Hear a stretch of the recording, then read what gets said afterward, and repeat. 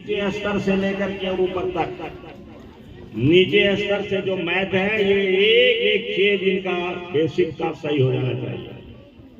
Basic का एक एक चीज सही कर ले जाइए। आप सहयोग मांगिए। आप जब बच्चे सतर्क हो जाएंगे तो जो पढ़ाने वाला है वो अपने आप पढ़ाना शुरू कर देगा। उसके पास इतना नॉलेज होता है कि वो आपको ढंग से पढ़ाएगा। तो आप पहले सतर्क हो। आप पहले आप प्रतिज्ञा करिए कि मुझे सीखना है। तो मैथ है, इसके बाद साइंस है। अब साइंस की ब्रांचेस हो जाती है इंटरमीडिएट में जाते जाते। इंटरमीडिएट के बाद और भी ब्रांचेस उसकी हो जाती हैं। उसी में से फ्लिप जाता है, जैसे पंजा फूटा हुआ है। हाथ एक है, देखो, है ना, लेकिन इसके ऊपर 5 उंगलियां है ना। तो ये यहाँ से ये आपकी हथेली है, ये सारी उंगलियों को जोड़ने का काम करती है और बहुत काम करती है, क्योंकि प्रकृति एक चीज से कई काम करवाती है। बहुत चतुर बनाने वाला, बहुत चतुर है। जिसने ये रचना करता है, जो कोई नहीं जानता कौन करता है, उसको हम केवल प्रकृति ही जान सकते हैं। तो इसमें ब्रांच हो जाता है, वैसे ब्रांच। तो जो पहले शुरू में साइंस है, उसमें जितने भी चैप्टर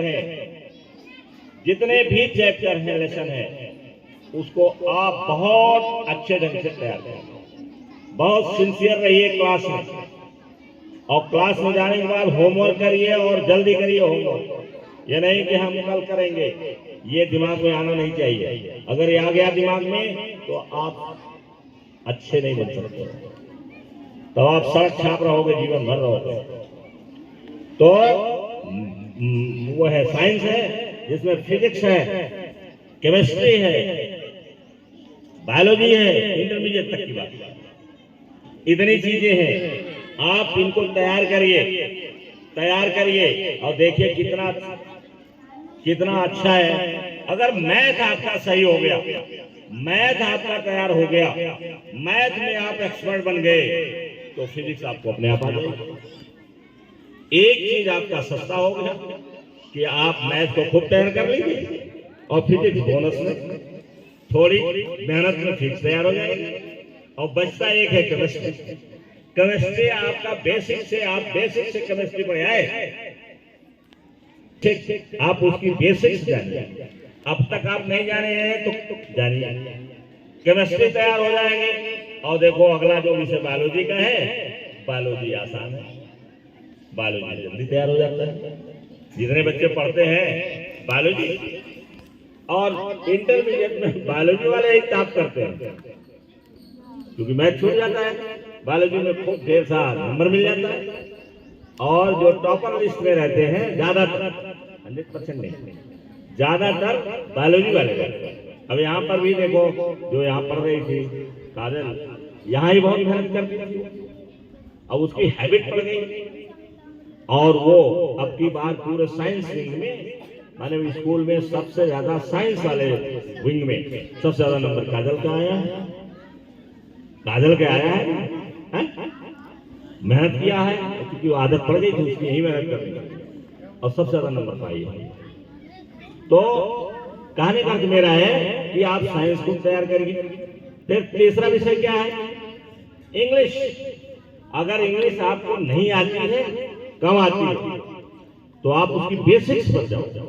जैसे छुट्टी होने वाली है, बेसिक्स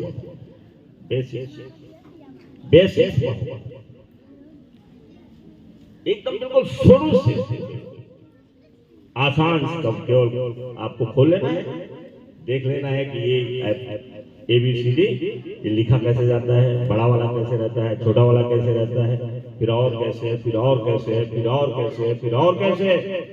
तो बेसिक उसका पढ़िए। और जो बड़े बच्चे हैं, जैसे हाई स्कूल में पढ़ने वाले हैं, 8 में पढ़ने वाले हैं, 7 में पढ़ने वाले हैं, 6 में पढ़ने वाले हैं, जिनको टेंस बता दिया गया है, वो उसका बेस है। टेंस ये इंग्लिश का बेस है। टेंस अगर आपको आता है और बनाना जानते हैं आप, प्रेजेंट इंडेफिनिट का जो अफर्मेटिव सेंटेंस आप बनाना जानते हैं, और वहां से बनाते बनाते आप चले गए हैं फ्यूचर परफेक्ट कॉन्टिन्यूअस में, तो कुल करीब 72 वाक्य बनते हैं और उन 72 वाक्य को खूब अभ्यास कर डालिए। बोलिए उसको अकेले में, बोलिए। अगर आपके घर में मोबाइल है तो मोबाइल को रख दीजिए कहीं खिड़की के ऊपर, ऐसे रख दीजिए जो खिड़की का सिल होता है, और बोलिए। और बोलने के बाद सुनिए, बोलिए और फिर सुनिए। तो जब सुनोगे तो उसमें कमियां आएंगी तो फिर उसको डिलीट कर दो, खत्म कर दो, फिर बोलो। तो इस तरीके से आप इंग्लिश को बेसिक्स से शुरू करिए। और बाकी जो विषय है, जैसे सोशल साइंस है, वो जो तैयारी करते हैं, पीसीएस वगैरह की तैयारी करते हैं, आईएएस की तैयारी करते हैं और करते हैं, जीके का बहुत बड़ा हाथ होता है, तो सोशल साइंस है। तो सबसे पहले आप मैथ को नंबर 1 बनाइए, साइंस को खूब पढ़िए और इंग्लिश को खूब पढ़िए। कम से कम 2 भाषा 3 भाषा आपको आनी चाहिए। तो नहीं 3 आती है तो 2 ही सही।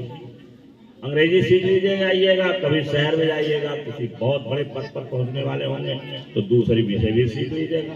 इंजीनियर हो जाइएगा। अभी एक लड़का, कोई आजम लड़का है जो वो बाहर गया है, उसके लिए मैथ के लिए बाहर गया है, तो जाहिर सी बात है अगर अंग्रेजी नहीं जानता होगा तो उसके लिए समस्या खड़ी हो जाएगी। अंग्रेजी फिर से सीखना पड़ेगा। तो अंग्रेजी सीखिए, हिंदी का खूब बढ़िया बोलना सीखिए। तो ये विषय है। बाकी विषय आप क्लास में ही सिंसियरली पढ़िए और थोड़ा सा घर में पढ़ लीजिए। कितना पढ़ पाओगे घर में? मैथ लगाते लगाते ही शाम हो जाती है, रात हो जाती है।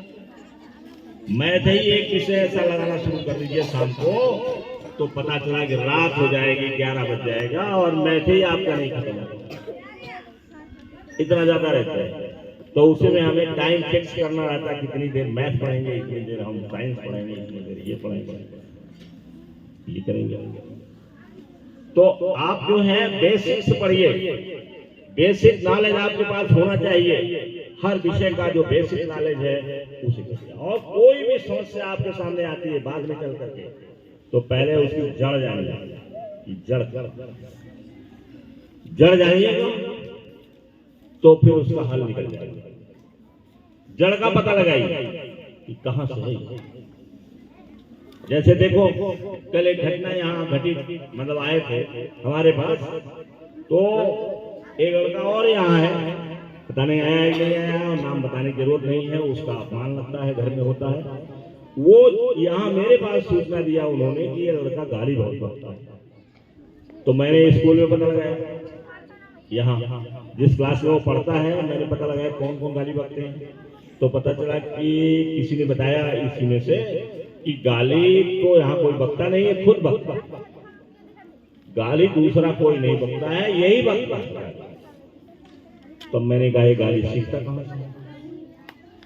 तब इसके बाद फिर उसके घर में फोन किया, उसके माँ के पास, कि ये गाली घर में सीखता है, कौन बोलता है। फिर पड़ोस में पूछना शुरू कर दिया, तो पड़ोस में पता चला जिसका बाप खुद गाली बकता है। कोई बात वो सीधे बोलते ही नहीं है, गाली से ही बोलते हैं। अब बोलो गाली कहाँ वो सीख रहा है? अपने बाप से। फिर मैंने उसकी माँ को फोन किया कि इसके पापा तो खुद गाली बकते हैं। तो उन्होंने कहा, तो आप, मैंने कहा कि पापा गाली सिखाएं और हमारे पास फोन करके गाली हम उसकी खत्म कराएं, ये दोनों कैसे संभव? एक आदमी गाली डाल रहा है उसके दिमाग में और दूसरा आदमी उसको कैसे खत्म कर देगा? तो उसकी जड़ खत्म करिए। उनसे कहिए कि बच्चों के सामने गाली न बके। अब गाली बके ही ना, उसको छोड़ें। तो क्या आदत छूटना आसान है? आदत छूट गई होगी नहीं छूटी। लेकिन मेरा काम था, मैंने जड़ उनकी बता दी कि यहाँ ये है। ऐसे कल एक बात हुई, तो मैंने कहा ये गाली देता कहां से, गाली आती कहां से इसके पास? इसकी माँ गाली बकती है, इसका पिता गाली बकता है। तो पता चला पिता तो बकता ही है, 2-4 लोग और उसके घर में आते हैं, वो भी गाली बकते हैं। तो छोटा बच्चा सीख नहीं लेगा? सीख लेगा कि नहीं लेगा? तो अब उसकी जड़ उन्हें खत्म करना पड़ेगा। क्या कर पाएंगे खत्म? आदत पड़ी है, खत्म कर पाएंगे? बहुत मुश्किल हो सकती है, लेकिन मुश्किल। तो जड़ को हम क्या दें?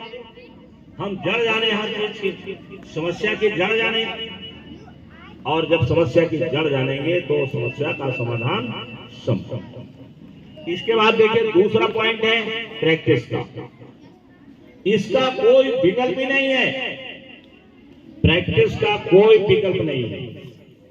जितने भी जीनियस इस दुनिया में कहलाते हैं, चाहे एडिसन हो, जीनियस में कितने लोग गिने जाते हैं पूरे दुनिया में? एडिसन, आइंस्टीन, और पेंटिंग में लियोनार्डो डा विंची, ये सब और भी है, सारा नाम मुझे नहीं याद है लेकिन और भी है। तो Edison, Einstein, Leonardo da Vinci, Picasso, Michael Angelo, और भी ऐसे हैं।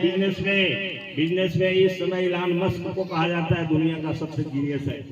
तो ये लोग हैं, ये लोग क्या है?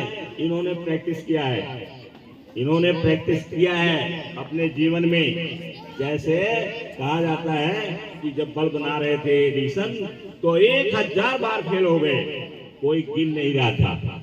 एडिसन भी गिनते नहीं रहे होंगे कि हम कितनी बार एक्सपेरिमेंट किए। हो सकता है 2000 4000 बार किए होंगे, लेकिन लिखा गया कि एडिसन 1000 बार फेल हुए और 1000 के बाद उनका बल्ब बन करके जगमगा गया। तो इसका मतलब क्या है? प्रैक्टिस। और एडिसन ने ही कहा है कि फेल होना ये कोई माने नहीं रखता है। फेल होना मतलब कि आपने प्रयास कम किया, फेल होने का मतलब कि आपको आगे चल के और प्रैक्टिस करना है। फेल है जो सिखाता है कि हमने काम अच्छे ढंग से नहीं किया। जैसे किसी का नंबर बाई चांस कम आ गया तो वो टोटल दोष जो है एग्जामिनर को ही ना दे, भाग्य को ना दे, बात तो कुछ है ही नहीं है, कोई एग्जामिनर को ना दे, अपने अंदर देखिए कि हमारी प्रैक्टिस कहीं कम थी, कहीं हमने गलती कर दी। राइटिंग हमारी बहुत बढ़िया नहीं रही होगी, हो सकता है राइटिंग हमारी शानदार न रही हो सकता है कि कहीं की छोटी छोटी गलती हमने कर दिया हो। एग्जामिनर भिन्न भिन्न होते हैं, कोई एग्जामिनर देखता ही नहीं है, लिखा है बढ़िया, नंबर पूरा दे दिया, 5 में 5 दे दिया। कोई एग्जामिनर जो है ध्यान दे दिया, उसको 5 में से 3 दे दिया, 4 दे दिया। तो जो तेज लड़का है वो 4 नंबर पा गया, और जो तो ये नहीं जानिए कि 5 नंबर वाला जो है आपसे ज्यादा अच्छा है, ऐसा नहीं है। ये सब चीजें चांस और लक पर निर्भर करता है, क्योंकि हम उसी विभाग में रह चुके हैं, हम जानते हैं। लेकिन अपने पर सुधार करो, अपने पर सुधार करो, स्वयं सुधार करो। आप दूसरे के पर दोष मत देना शुरू करो, दूसरे पर no complaint against anybody, don't blame anybody. किसी आदमी पर दोष मत दीजिए, किसी की कोई शिकायत मत करिए, अपने बारे में सोचिए। यही महानता का लक्षण, यही लोग महान बनते हैं। Don't blame others. दूसरे को 4-5 शब्दों का मैंने एक ग्रुप बना रखा है और मैं प्रैक्टिस करता हूँ। हालांकि कभी कभी टाइम हो गया, लगता है टाइम हो गया, हाँ, तो कभी कभी मैं उस पर ध्यान देता हूँ, कभी भूल भी जाता हूँ मैं खुद। तो इस तरह से हो गया। तो थैंक यू वेरी मच।